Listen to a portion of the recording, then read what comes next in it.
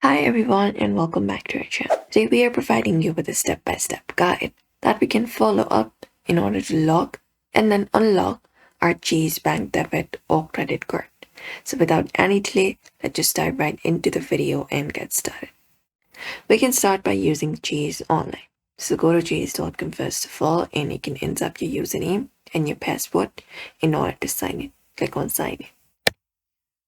So once you're signed in, you can click on the option called accounts and you can select the card that you want to lock or unlock.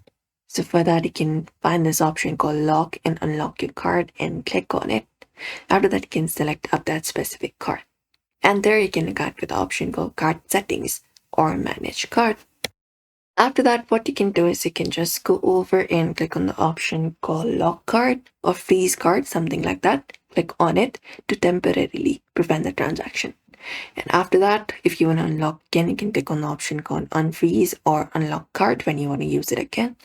And locking the card does not cancel it, it just blocks new purchases, ATM withdrawals, and certain transactions. You can just go and look out for it and repeat and select the option. And locking affects purchases, ATM withdrawals, and online payments.